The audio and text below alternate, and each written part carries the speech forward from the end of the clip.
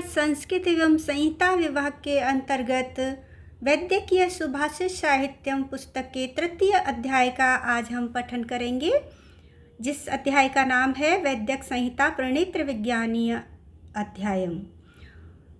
इसके अंतर्गत बताया जाएगा कि वैद्यक संहिताओं के जो संहिताएं लिखी गई वैद्यक शास्त्र से संबंधित, उनके प्रणेता क्रमशः कैसे हुए, प्रथम विषज यानी कि वैद्य कौन थे, उन सब के विषय में इस अध्याय के अंतर्गत बताया जाएगा। तो पहला ये श्लोक है, इसका में संदर्भ तो वही रहेगा कि प्रस्तुत श्लोक वैद्यकीय सुभाषित साहित्यम के तृतीय अध्याय वैद्यक संहिता प्रणेत्र विज्ञानी अध्यायम से अवतरित है। इसके संकलनकर्ता, इस पुस्तक के संकलनकर्ता डॉक्टर आचार्य भास्कर गोविंद घाणीकर जी हैं। ये इसका संदर्भ हो जाता है। प्रसंग के अंतर्गत हम कहेंगे कि प्रस्तुत श्लोक के अंतर्गत सर्वप्रथम विषज कौन हुए, पहले वैद्य कौन हुए और उनकी क्या क्या विशेषताएं थी, इसके संबंध में बताया गया है। अश्विनौ देव भिषजौ यज्ञवाहाविति स्मृतौ यज्ञस्य हि शिरश्छिन्नं पुनस्ताभ्यां समाहितम्। अश्विनौ द्विवचन है, तो दो अश्विनी कुमार जो हैं वो दो हैं, तो अश्विनी कुमार यहाँ दो के लिए कहा जा रहा है। जो हुए वो देव विषज हुए, यानी कि वो देवताओं के वैद्य हुए। यज्ञवाहा इति स्मृतौ, ऐसा माना जाता है कि वही यज्ञवाहक भी हैं, अर्थात यज्ञ का जो संपूर्ण भार होता है, कार्यभार, उसकी सफलता का जो भार होता है, उसे भी अश्विनी कुमार ही वहन करते हैं। उन्हीं के कारण यज्ञ सफल हुआ करते हैं। पहले तो ये समझ लीजिए कि यज्ञ से अभिप्राय क्या है। यज्ञ जो होते हैं, जिस तरह से संसार में यज्ञ किए जाते हैं लोगों के द्वारा, तो उससे हमारे देवता पुष्ट होते हैं, यानी कि हमारे हित करने वाले जो देव हैं, चाहे वो हमारे पंच महाभूतों से संबंधित हों, वो सभी पुष्ट होते हैं, अर्थात उनका बल बढ़ता है। और यदि यज्ञ नहीं किए जाते हैं तो जो हविष्यान्न जो अर्पित किया जाता है, उस हविष्यान्न से, यानी जो हवन सामग्री होती है, उससे सीधे हमारे देवता पुष्ट होते हैं, यानी कि हमारी जो सकारात्मक शक्तियाँ हैं वो बढ़ती हैं। और यदि यज्ञ हवन इत्यादि नहीं किए जाते हैं तो उससे असुर या दैत्य जो होते हैं, जो नकारात्मक शक्तियाँ हैं, उनकी वृद्धि होती है, उनका बल बढ़ता है। तो क्योंकि अश्विनी कुमार जो थे वो देवताओं के लिए बहुत महत्व रखते थे, इसलिए उनको भी यज्ञ का भाग है जो मिलता था। तो ये सब बातें आप प्रसंग के अंतर्गत लिख सकते हैं और व्याख्या के अंतर्गत भी आएंगी। तो अश्विनी कुमार जो हुए वो देवताओं के विषज हुए, देव विषज हुए, अर्थात देवताओं के पहले विषज या वैद्य हुए। यज्ञवाह इति स्मृतौ, वही यज्ञवाह करने वाले भी हैं, यज्ञ का भार भी वही वहन करते हैं, यज्ञ का संचालन करने वाले भी वही हैं। स्मृतौ, ऐसा माना जाता है। ऐसा इसलिए माना जाता है क्योंकि कहा जाता है क्योंकि यज्ञस्य शिरश्छिन्नम, यज्ञ के छिन्नम शिरा, मैं अन्वय के साथ कर रही हूँ, यानी क्रमशः रख रही हूँ, यज्ञ के कटे हुए सिर को पुनः ताभ्याम समाहितम, पुनः यानी दोबारा से ताभ्याम, इन्हीं के द्वारा, इन्हीं दोनों अश्विनी कुमारों के द्वारा जोड़ दिया गया था। क्योंकि यदि यज्ञ खंडित हो जाता है तो देवता पुष्ट नहीं होंगे, वो दुर्बल हो जाएंगे। तो यज्ञ रूपी ऐसा माना जाता है कि यज्ञ रूपी एक अश्व होता है, जिसका कि दैत्यों के द्वारा जिनके सिर को काट दिया गया था, तो उसको पुनः अश्विनी कुमारों ने ही जोड़ा था। पुनः देखिए, अश्विनी कुमार देवताओं के प्रथम विषज हुए। यज्ञवाहक भी इन्हीं को माना जाता है ही, क्योंकि यज्ञ के छिन्नम शिर, कटे हुए सिर को पुनः दोबारा से ताभ्याम समाहितम, उनके द्वारा जोड़ दिया गया था।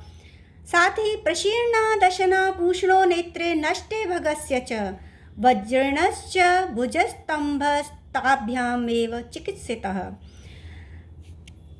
दशना यानी कि दांत, और ये बहुवचन आ गया प्रशीर्णा गिरे, पूषणो पूषा के दांत गिरे, नेत्रे नष्टे भगस्य च और भग के नेत्र नष्ट हुए और भग के आंखें खराब हो गई। वज्रनश्च भुजस्तंभ, वज्र कहते हैं जिसका हथियार है वज्र धारण किए जो रहते हैं, अर्थात इंद्र। तो वज्र धारण करने के कारण उनको वज्रण कहा गया।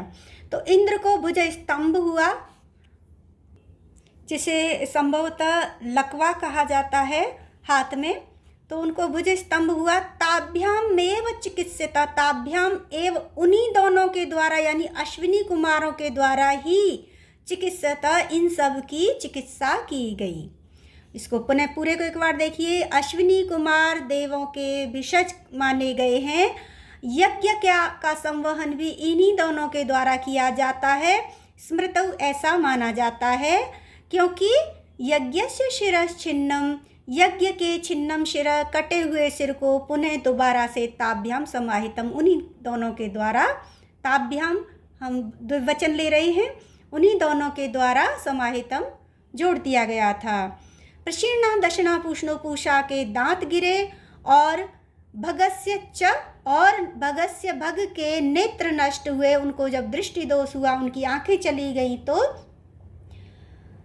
वज्रणश्च भुजस्तंभ, और इंद्र को भुजस्तंभ हुआ। ताभ्यामेव उन दोनों के द्वारा ही, अर्थात दोनों अश्विनी कुमारों के द्वारा ही चिकित्सता इन सब की सेवा की गई। तो अब ये तो आपकी समझ में आ ही गया होगा कि अश्विनी कुमार जो हैं वो काय चिकित्सा में निपुण थे, यानी मेडिसिन का उनको बहुत ही अच्छा ज्ञान था, जिसमें कि वो केवल पीड़ा हरने वाले और पुनः होश में लाने वाले मेडिसिन्स भी उनके पास थी। शस्त्र चिकित्सा यानी कि सर्जरी को भी वही लेकर आए थे। आर्थोपेडिक थे, यानी विकलांग की चिकित्सा भी वही करते थे, जैसे कि वज्रण जो इंद्र थे वो विकलांग हुए थे तो उनको पुनः ठीक किया था। एक तरह से और अगर आगे हम चलेंगे तो साथ ही उन्होंने जो कृत्रिम अंग जो लगाए जाते हैं वो भी अश्विनी कुमारों की ही देन है। तो सर्वप्रथम ये जो बाद में जितने भी आए हैं, सबसे पहले तो जो देवताओं के जो भिषज हुए अश्विनी कुमार, उनको ही सब कुछ आता था। ये सर्वप्रथम उनकी ही देन है, उनसे ही इन सब का प्रादुर्भाव हुआ, चाहे वो मेडिसिन हो, आर्थोपेडिक हो, सर्जरी हो या कृत्रिम अंग लगाने का, अनुसंधान करने का जो कर्म है वो भी अश्विनी कुमारों के ही पास है। अश्विनी कुमारों के पास जो मेडिसिन थी, जो काय चिकित्सा में वो इतने निपुण थे कि जब वो शस्त्र क्रिया करते थे तो रोगी को पीड़ा न हो, इसके लिए वो उनको मेडिसिन देते थे, उनको औषधि, ऐसी औषधियाँ उनके पास थी। और शस्त्र संधान हो जाने के बाद, यानी जब ऑपरेशन या सर्जरी हो जाती थी तो उसके बाद पुनः रोगी को होश में लाना है, इसके लिए भी उनके पास औषधियाँ थीं। तो औषधियों के मामले में अश्विनी कुमार सर्वोपरि थे। साथ ही प्रथम जो सर्जरी, मेडिसिन इत्यादि की गई वो अश्विनी कुमारों के द्वारा ही की गई। जैसे कि कहा कि यज्ञ के घोड़े को का जो सिर है वो उन्होंने जोड़ दिया, यानी दांतों के लिए भी प्रशीर्णा दशना इसमें कहा गया है। तो यानी दांतों से संबंधित जो रोग हैं उनके लिए भी अश्विनी कुमारी पहले हुए, नेत्र संबंधी के लिए भी वही हुए, और जो जिसे हम कहते हैं कि विकलांग हो जाते हैं, उन विकलांगों की चिकित्सा के लिए भी सर्वप्रथम अश्विनी कुमार ही हुए। तो अश्विनी कुमारों की ही देन है ये, प्रथम वैद्य वही है। और उसके बाद फिर चाहे जितना विस्तार हुआ, जितनी चाहे प्रोग्रेस हुई, उनके विषय में हम और भी समझ लेते हैं कि चरित्रम ही वैरिवाद छेदी पर्णम राजा खेलस्य परितक्म आयाम सद्यो जन्नामायसीम विष्पलायै धने हिते सर्तवे प्रत्यदत्तम। अश्विनी कुमारों का, क्योंकि अश्विनी कुमारों का चरित्र ऐसा है, उनके बारे में ऐसी कथाएं भी हैं, ऐसा उनका चरित्र है कि राजा खेल की जो परित्यक्तायां पत्नी थी, उनके पैरों को वैरीवाद छेदी पर्णम, वैरियों के द्वारा यानी शत्रुओं के द्वारा युद्ध में पर्णम छेदी, पत्तों की जो पंखों की तरह, पक्षियों के पंखों को जैसे काट देते हैं उस प्रकार से छेदी अर्थात काट दिया गया था। राजा खेल की पत्नी के पैरों को शत्रुओं के द्वारा युद्ध में पर्णों की भांति यानी पंखों की भांति, पंख किसके होते हैं? पक्षियों के पंखों की भांति काट दिया गया था। तब सद्यो जन्नाम आयसीम विष्पलायई, शीघ्र ही आयसीम जन्नाम, लोहे की जांघों को, विष्पलायई धने हिते, रानी विष्पला जो कि राजा खेल की पत्नी थी, उनका नाम है विष्पला। विष्पला के हित के लिए सर्तवे प्रत्यधत्तम, शीघ्र ही बना करके उन्हें प्रदान कर दिया। तो इसको इस तरह से करेंगे कि राजा खेल की पत्नी विष्पला जो थी, तो राजा खेल की पत्नी के जो पैर थे वो पर्णम, पक्षियों के पंखों की भांति शत्रुओं के द्वारा युद्ध में काट दिए गए थे। तब शीघ्र ही विष्पला, रानी विष्पला के धने हित के लिए, भलाई के लिए, सर्तवे शीघ्र ही आयसीम जन्नाम, लोहे की जंघाएं बनाकर प्रत्यदत्तम उन्हें प्रदान कर दी गई या उनको लगा दी गई थी। तो कृत्रिम अंगों का जो संधान सर्वप्रथम हुआ वो भी अश्विनी कुमारों की ही देन है, वो भी अश्विनी कुमारों ने ही किया। तीसरा श्लोक है वैदिक संहिता प्रणेत्र विज्ञानियों अध्याय के अंतर्गत, ततो धन्वन्तरिर्विष्णुर आयुर्वेद प्रदर्शकः बिभ्रत कमंडलम पूर्णम अमृतेन समुत्थितः। ततो यानी फिर या उसके बाद, किसके बाद, इस चीज़ को समझिए। पहले मैं इसका अर्थ बता देती हूँ, फिर बताती हूँ किसके बाद। इसके बाद धन्वंतरी विष्णु यानी विष्णु के अंश स्वरूप भगवान धन्वंतरी, जो विष्णु का ही अंश माने जाते हैं, आयुर्वेद प्रदर्शक, जो कि आयुर्वेद के प्रदर्शक हैं, जिन्होंने आयुर्वेद को आगे बढ़ाया, आयुर्वेद का उत्थान किया। कमंडलुम, कमंडल को विभ्रत धारण करके, पूर्णम अमृतेन, अमृत से भरे हुए कमंडल को धारण करके समुत्थित उत्पन्न हुए या प्रकट हुए। ततो इसके बाद विष्णु के अंश स्वरूप भगवान धन्वंतरी, या कहें कि ततो इसके बाद आयुर्वेद के प्रदर्शक विष्णु के अंश स्वरूप भगवान धन्वंतरी पूर्णम अमृतेन, अमृत से पूर्ण भरे हुए कमंडल को विभ्रत धारण करके समुत्थित उत्पन्न हुए अथवा प्रकट हुए। तो अब इसे समझिए। तो इसके बाद यहाँ पर हम भगवान धन्वंतरी का जो अवतरण हुआ उनके विषय में बताया गया है कि वो कब हुआ। ये तो बता दिया गया कि जब वो प्रकट हुए तो उनके हाथ में अमृत से भरा हुआ कमंडल था, लेकिन वो प्रकट कब हुए ये बताना है। ततो वही बात कह रहा है, तो केवल ततो की व्याख्या हम यहाँ करेंगे। इसको ऐसे समझिए, मैं बहुत ही आसान तरीके से बताऊंगी जिससे कि आपको हमेशा याद रहे। कब, यानी जैसे इसमें दिया हुआ है कि सुरा के पश्चात, तो अब यहाँ से समझ में आ रहा होगा कि समुद्र मंथन जब हुआ था तो समुद्र मंथन से 14 रत्न की प्राप्ति हुई थी, 14 रत्न निकले थे।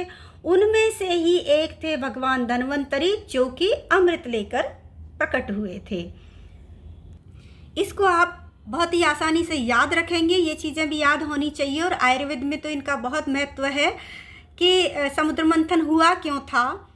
तो किसी समय ऐसा हुआ था कि द्रोवासा ऋषि के शाप के कारण देवता श्रीहीन हो गए थे, यानी स्वर्ग में कोई धन संपदा नहीं रही थी, वो भी बलहीन हो गए थे, देवता भी।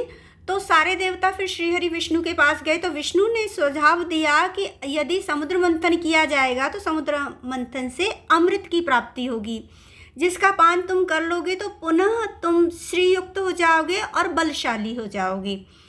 तब लेकिन अकेले नहीं कर सकते, उनके पास इतना बल था ही नहीं, तो क्योंकि दैत्य उस समय जो थे वो बलशाली थे, वो देवताओं से अधिक बलशाली हो गए थे, क्योंकि देवता तो दुर्वासा के श्राप के कारण बलहीन हो गए थे, तो असुरों का साथ लेना पड़ेगा। तो ये सुझाव सुनकर देवता असुरों के समीप संदेश लेकर जाते हैं और उनको बताते हैं कि समुद्र मंथन यदि किया जाएगा तो उससे अमृत निकलेगा और अमृत पीकर हम सब अमर हो जाएंगे। तो अमरता के लालच में, अमृत के लालच में असुर देवों के साथ समुद्र मंथन के लिए तैयार हो जाते हैं। समुद्र मंथन जब किया जाता है तो वासुकी नाग की नेति बनाई जाती है और मद्राचल पर्वत को मथनी बना लिया जाता है और मंथन होते होते फिर 14 रत्नों की प्राप्ति होती है। पहला जो रत्न निकलता है वो था विष, हलाहल, जो कि विष था, जिसको कि समस्त सृष्टि को बचाने के लिए जिसको कि शिव ने अपने कंठ में धारण किया, जिसका पान शिव ने किया। दूसरा रत्न था कामधेनु। ये एक गाय थी जो कि ब्रह्मवादी ऋषियों को प्रदान कर दी गई थी। इन 14 चीज़ों के साथ साथ, 14 रत्नों के साथ साथ बहुत सी ऐसी चीज़ें निकली थी जो कि हितकर नहीं थी, या कहें कि फालतू चीज़ें थी या अनिष्टकारी थी। उन समस्त चीज़ों को इस तरह से भगवान श्री हरि ने एक अपना प्रपंच रचा जिससे कि वो चीज़ें असुरों के यानी दैत्यों के पास चली गईं और ये जो 14 रत्न थे, जो इनमें से जो भी श्रेष्ठ थे वो सब देवों के पास चले गए। क्योंकि श्री हरि विष्णु क्या है, उनको संसार का कर्ता भर्ता कहा जाता है। उनके ऊपर ही सृष्टि का संचालन है और उसको संभालना है। और इसके अंतर्गत हम कहेंगे कि उनको हमेशा अच्छाई की, सच्चाई की और धर्म की विजय रखनी है। तो जब भी जहाँ बुराई होती है, जहाँ आसुरी प्रवृत्ति के लोग होते हैं, किसी भी प्रकार से उनको हराना होता है, उसके लिए चाहे छल ही क्यों न किया जाए, संसार को, समस्त ब्रह्मांड को के हित के लिए वो जो आवश्यक है तो वो छल के द्वारा ही सही। इसीलिए विष्णु भगवान छलिया भी कहे गए। तीसरा जो निकला वो उच्चैश्रवा निकला। उच्चैश्रवा एक घोड़ा था जिसको कि इंद्र को दे दिया गया। चौथा ऐरावत हाथी था जो कि श्वेत रंग का था और अनोखे थे। ये अपने आप में बहुत ही अनोखे थे, इनकी अपनी विशेषताएं थी जिनके विषय में अधिक पढ़ाने की का समय नहीं और आवश्यकता नहीं है अभी, क्योंकि आयुर्वेद से संबंधित है। तो वो एक हाथी था जो कि इंद्र को ही प्रदान कर दिया गया। 5वें नंबर पर आई कौस्तुभ मणि, जिसको कि श्री हरि विष्णु ने अपने हृदय पर धारण कर लिया। और 6वें नंबर पर जो आई वो कल्प वृक्ष था जिसको कि स्वर्ग में स्थापित कर दिया गया। 7वें नंबर पर रंभा, जो कि एक बहुत ही सुंदर अप्सरा थी जो कि स्वयं ही देवताओं के समीप चली गई और देवताओं के पास ही वो रह गई। 8वें नंबर पर लक्ष्मी आई। लक्ष्मी ने विष्णु का वर्ण कर लिया, श्री हरि विष्णु को ही उन्होंने चुन लिया। वो न देवों के पास गई और ना ही असुरों के पास गई, उन्होंने विष्णु का वर्ण किया, उन्होंने विष्णु का चुनाव किया। 9वें नंबर पर 5 जन्य शंख थे जो कि श्री हरि विष्णु को मिला। 10वें नंबर पर चंद्रमा प्रकट हुए जिनको कि शिव के मस्तक पर विराजमान कर दिया गया, जिनको शिव ने अपने मस्तक पे धारण किया। 11वें नंबर पर पारिजात, जो कि एक वृक्ष है, ये देवों के हिस्से आया। इसके नीचे बैठने से, इसके छूने से मात्र से सारी थकान मिट जाती है। पुनः व्यक्ति एकदम स्वयं को स्फूर्तिदायक अनुभव करने लगता है। इसीलिए ये थकान मिटाने वाला था, तो देवों के हिस्से आया। और अभी ये पृथ्वी पर भी है। पारिजात को हार श्रृंगार भी कहा जाता है। इसके पुष्प पूजा में, श्री हरि की पूजा में शामिल किए जाते हैं। और 12वें नंबर पे वारुणी सुरा आई, जिसको कि दैत्यों को छल से दे दिया गया ताकि वो हमेशा मद में, सुरा में, नशे में रहें। तो वारुणी सुरा के बाद अब वो बात आती है ततो, यानी ये कहा गया ना, ततो यानी इसके बाद, और वारुणी के बाद। तो वारुणी सुरा के बाद 13वें नंबर पर धन्वंतरी प्रकट हुए और उनके साथ ही 14वें नंबर पर अमृत उत्पन्न हुआ, क्योंकि भगवान धन्वंतरी जो कि स्वयं साक्षात श्री हरि भगवान विष्णु का अंश रूप थे, विष्णु ही थे एक प्रकार से, वो विष्णु का ही अवतार थे, अंश रूप थे। वो अपने हाथ में अमृत से भरे हुए कलश यानी कमंडल को लेकर अवतरित हुए। तो अब ये स्पष्ट हो गया कि ततो यानी इसके बाद, यानी वारुणीश्वरा प्रकट होने के बाद विष्णु भगवान के अंश स्वरूप आयुर्वेद के पथ प्रदर्शक भगवान धन्वंतरी अमृत से भरे हुए कमंडल को धारण किए हुए प्रकट हुए। कहाँ से? समुद्र मंथन से। और प्रकट होने के बाद उन्होंने स्वयं कहा है, ऐसा उनके विषय में सुश्रुत ने लिखा है कि अहम ही, क्योंकि मैं ही धन्वंतरी आदिदेव, पहला ऐसा देव हूँ जिसका के नाम धन्वंतरी है, ऐसा पहला देव हूँ जो कि जरा रुजा मृत्यु हरणो अमराणाम, अमराणाम जिनकी कभी मृत्यु नहीं हो, जो देवताओं की जरा यानी वृद्धावस्था, रुजा यानी रोगों, बीमारियों और मृत्यु का नाश करने वाला हूँ। अहम ही धन्वंतरी आदिदेवो, मैं ही आदिदेव धन्वंतरी हूँ। क्योंकि अहम ही, क्योंकि मैं ही धन्वंतरी आदिदेव हूँ जो कि अमराणाम देवताओं की वृद्धावस्था, रोग एवं मृत्यु का नाश करने वाला हूँ। शल्यांगम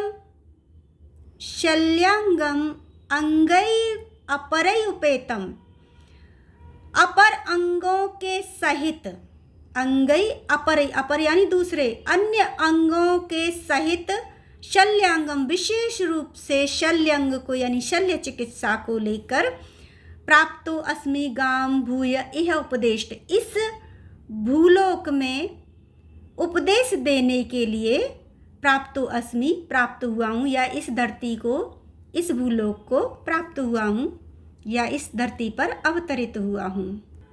तो अश्विनी कुमार जो थे वो तो सारी ही चिकित्साओं में निपुण थे, और जो धन्वंतरी जो थे, जिनसे कि आगे चल के सुश्रुत ने आयुर्वेद का ज्ञान लिया, वो विशेष रूप से उन्होंने उपदेश जो किया वो विशेष रूप से शल्य कर्म का किया, यानी कि काय चिकित्सा इत्यादि अन्य आयुर्वेद के जो अंग हैं उनका तो किया ही, लेकिन जो सबसे विशेष रूप से अच्छा या श्रेष्ठ किया वो शल्य कर्म यानी शल्य चिकित्सा के विषय में उन्होंने उपदेश दिया इस भूलोक पे। भूलोक पे किसको दिया? सर्वप्रथम सुश्रुत को।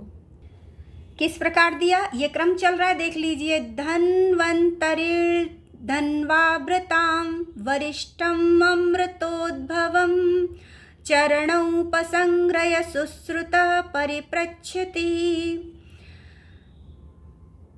धन्वंतिर धन्वावृतां, धन्वावृतां यानी वरिष्ठम, धर्म धारण करने वालों में वरिष्ठ सबसे श्रेष्ठ। धन्वव्रतां, धन्वव्रतां धर्म धारण करने वाले यानी कि धार्मिकों में वरिष्ठ यानी सबसे श्रेष्ठ। अमृत उद्भवम, अमृत महासागर से उत्पन्न हुए धन्वंतरी, भगवान धन्वंतरी के चरणों यानी दो द्विवचन आ रहा है, दोनों चरणों को उपसंग्रह पकड़ कर के सुश्रुत परिप्रच्छति, सुश्रुत आयुर्वेद का उपदेश उनसे पूछते हैं।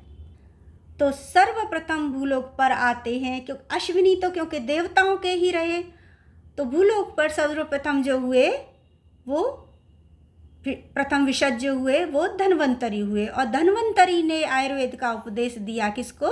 सुश्रुत को, क्योंकि सर्वप्रथम सुश्रुत ने उनसे पूछा। और जैसे कि ऊपर के श्लोक में बताया कि भाई शल्यंग को विशेष रूप से उन्होंने उपदेश किया, इसलिए शल्य चिकित्सा में सुश्रुत का नाम सर्वोपरि है।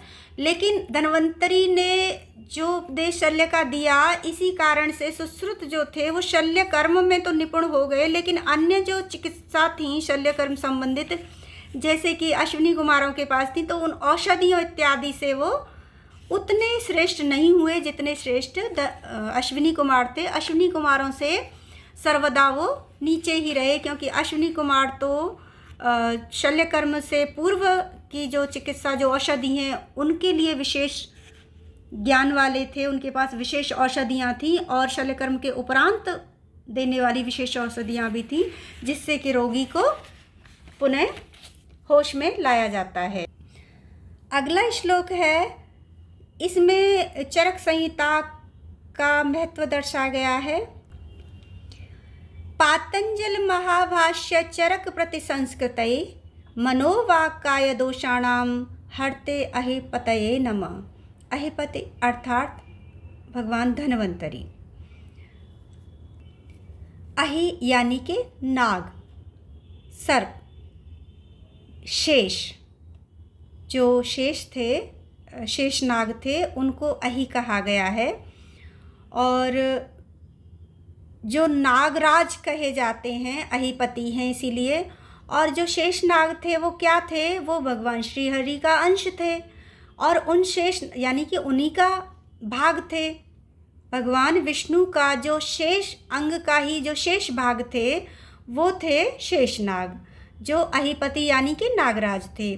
और उन्हीं का अवतार थे, उन्हीं का अवतार थे, क्योंकि ये जो धन्वंतरी हैं वो क्या है? वो श्री हरि का अंश अवतार कहा गया है, यानी कि उनका ही भाग है। और शेषनाग क्या है? वो उन्हीं का भाग है, वो भी उन्हीं का अंश है, क्योंकि उन्हीं का शेष बाकी बचा हुआ अंश क्या है? वो है शेषनाग। और शेषनाग ने ही धन्वंतरी के रूप में अवतार लिया, तो इसीलिए उनको अहिपति भी कह दिया गया है यहाँ पर। तो पातंजलि कृत में और महाभाष्य में और चरक द्वारा प्रतिसंस्कृत में। अब इसको ऐसे कहेंगे, पतंजलि के में पतंजलि का क्या है? पतंजलि का है योग सूत्र। पतंजलि कृत योग सूत्र में, महाभाष्य यानी कि व्याकरण महाभाष्य से, और चरक द्वारा जिसका प्रतिसंस्कार किया गया, चरक ने जिसका प्रतिसंस्कार किया वो थी अग्निवेश संहिता, जिसको कि चरक ने प्रतिसंस्कार किया तो वो चरक संहिता के नाम से जानी गई। तो ऐसी अग्निवेश संहिता या चरक संहिता कह सकते हैं के द्वारा, कई आ गया ना, तृतीया बहुवचन आ गया, यानी इन तीनों के द्वारा।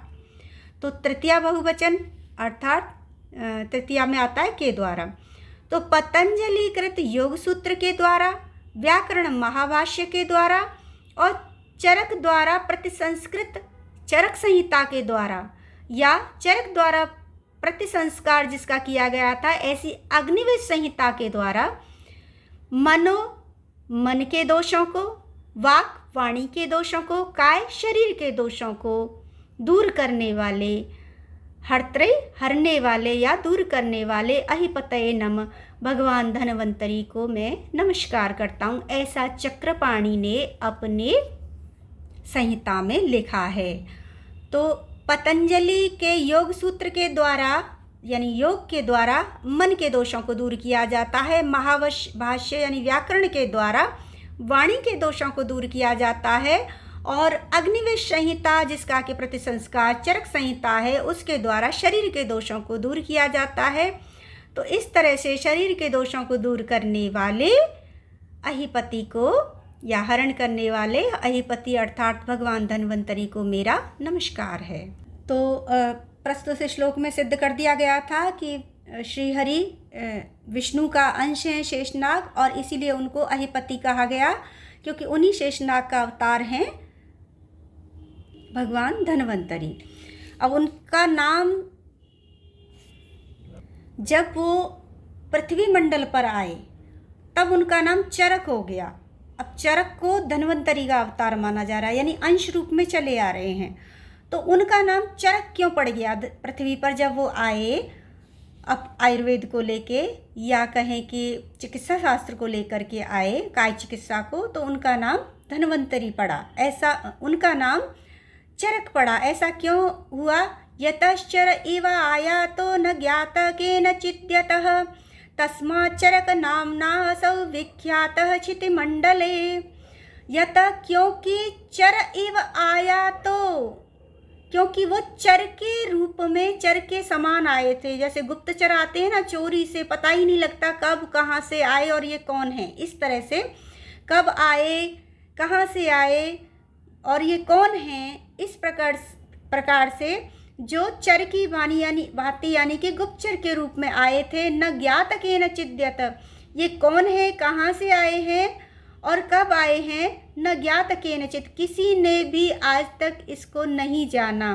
कहते हैं ना किसी का वो कहाँ के रहने वाले हैं, माता पिता कौन है, इस तरह से पता लग जाता है किसी न किसी का, लेकिन क्योंकि चरक के विषय में किसी को पता नहीं लगा, क्योंकि जो धन्वंतरी आए थे आयुर्वेद को लेकर के पृथ्वी मंडल पर, तो वो चर की भांति आए थे, न ज्ञात के न चिद्यत। इस विषय में किसी को कुछ पता ही नहीं चला कि ये कौन है, कहाँ से आए हैं, कब आए हैं। तस्मात् चरक नामनो असौ विख्यात क्षिति मंडले। तस्मात् इसीलिए चरक इस नाम से क्षिति मंडले, इस भूमंडल पर, इस धरती पर वो विख्यात हो गए, इसीलिए यहाँ उनका नाम चरक पड़ा।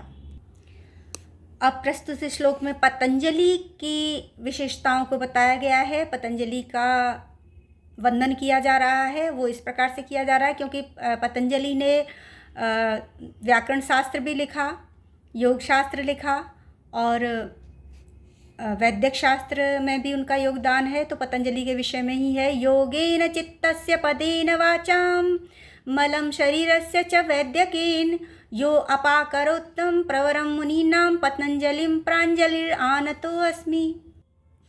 जिसने योग के द्वारा, योग शास्त्र के द्वारा जिसने चित्त के दोषों को दूर कर दिया, जिसने मन को स्वस्थ कर दिया, पदेन वाचाम, और पदों की यानी कि व्याकरण शास्त्र की महाभाष्य की रचना करके जिन्होंने वाणी के दोषों को दूर कर दिया, वाणी को शुद्ध कर दिया, सही कर दिया।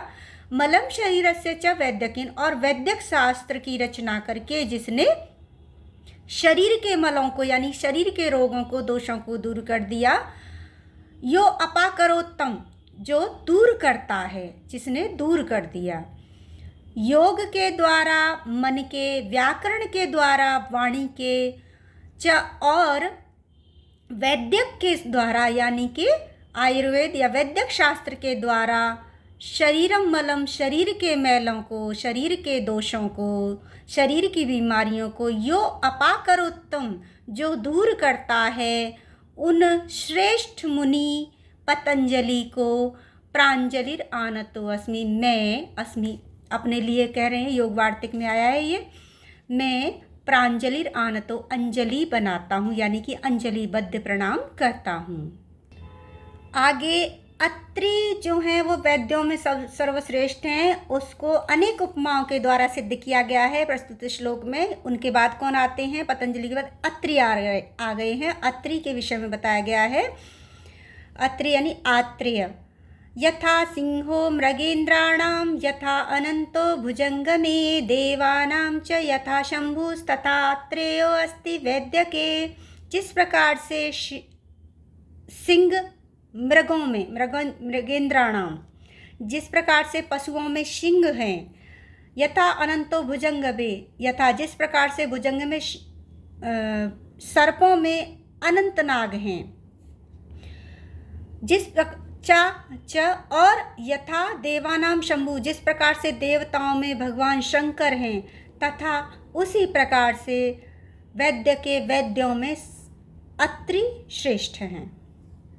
या कहें कि अत्रि का स्थान उसी प्रकार से है। इसे हम श्रेष्ठ न कह सकते हैं, श्रेष्ठ अपने आप में सभी हैं, लेकिन स्थान उस प्रकार का है जिस प्रकार से मृगों में यानी कि पशुओं में सिंह का, शेर का स्थान है, और सर्पों में अनंत नाग का स्थान है, देवताओं में भगवान शंकर का स्थान है, उसी प्रकार से वैद्यकों में श्री अत्रि का, आत्रेय ऋषि का या आत्रेय वैद्यक का स्थान है। अब क्रमशः अन्य वैद्यक के विषय में कहा जाएगा, जो कि कश्यप वैद्य हुए थे, उनके विषय में है कि उनका अवतरण किस तरह से हुए। ब्रह्मण तनयो यो अभूत मरीचिरेते विद्युतः कश्यपस्तस्य पुत्रो अभूत कश्यपानास कश्यप। उनका नाम कश्यप क्यों पड़ा ये बताया जाएगा। ब्रह्मण तनयो, ब्रह्मा के जो पुत्र ब्रह्मण, यो जो, तनय पुत्र, भूत अभूत हुए, अभूत करेंगे यहाँ पर क्योंकि ये भूतकाल है, और हुए तो ब्रह्मा के जो पुत्र हुए मरीचिर इति विद्युत, वो मरीच इस नाम से प्रसिद्ध हुए, मरीचि के नाम से प्रसिद्ध हुए। कश्यप तस्य पुत्रो अभूत, और मरीचि के तस्य यानी मरीचि, उसके या अर्थात मरीचि के जो पुत्र हुए वो कश्यप हुए। तो ब्रह्मा के पुत्र हुए, ब्रह्म से उत्पन्न हुए मरीचि, मरीचि के तस्य पुत्रो अभूत कश्यप, मरीचि के पुत्र हुए कश्यप, तस्य अर्थात उनके अर्थात मरीचि के। कश्यपाना स कश्यप, कश्यपान करने के कारण उनका नाम कश्यप पड़ा। वो सुरापान करते थे, कश्य यानी कि सुरापान करते थे, इसी कारण उनका नाम कश्यप पड़ा। ब्रह्मा के पुत्र मरीचि, जो मरीचि हुए, ब्रह्मा के जो पुत्र हुए मरीचि इति विद्युत, वो मरीचि अर्थात इस नाम से प्रसिद्ध हुए। मरीचि तस्य यानी उनके अर्थात मरीचि के पुत्र अभूत कश्यप, जो पुत्र हुए वो कश्यप हुए और कश्यपान करने के कारण, सुरापान करने के कारण उनका नाम कश्यप पड़ा। अब प्रस्तुत श्लोक में युगानुरूप जो वैदिक संहिताएं हुई हैं उनके महत्व को दर्शाया गया है कि कब कब किस किस संहिता का वर्चस्व हुआ। अत्रि कृत युगे वैद्यो द्वापरे सुश्रुत स्मृतः कलौ वाग्भट नाम च गरिमा अत्र प्रदिश्यते। अत्रि कृत युगे वैद्यो, पुनर्वसु आत्रेय जो हुए उनकी जो संहिता हुई वो कृतयुग में सर्वोपरि रही, या कहें कि पुनर्वसु आत्रेय कृतयुग के वैद्य हुए। कृतयुग में आ जाते हैं सतयुग और त्रेता युग। जिस सतयुग जिसमें कि हरिश्चंद्र आदि होते हैं, त्रेता जिसमें कि राम इत्यादि हुए। तो उस युग में, कृतयुग में जो वैद्य हुए वो अत्रि हुए, श्रेष्ठ हुए। द्वापरे सुश्रुत स्मृत, द्वापर युग के सुश्रुत श्रेष्ठ माने जाते हैं वैद्य, जिनकी सुश्रुत संहिता ऊपर आ जाती है, सर्वोपरि है, द्वापर में सर्वोपरि है। कलौ वाग्भट नामाच, और कलयुग के जो वैद्य हुए वो हुए वाग्भट। और क्रमशः तीनों युगों में गरिमा अत्र प्रदर्श्यते, इन तीनों ही पुनर्वसु आत्रेय की, सुश्रुत की और वाग्भट की गरिमा प्रदर्शित की गई है। तो इस प्रकार से तृतीय अध्याय समाप्त हो गया है। चतुर्थ अध्याय के लिए चैनल से जुड़े रहिए। और आगे अगर आपको पढ़ना है आयुर्वेद से संबंधित संस्कृत व्याकरण और संस्कृत विषय के अंतर्गत आए हुए समस्त पुस्तकों का भी पठन करना है, तो क्रमशः आपको नोटिफिकेशन मिले, क्रमशः वीडियो देखने को मिले, इसके लिए चैनल को सब्सक्राइब करना न भूलें। धन्यवाद।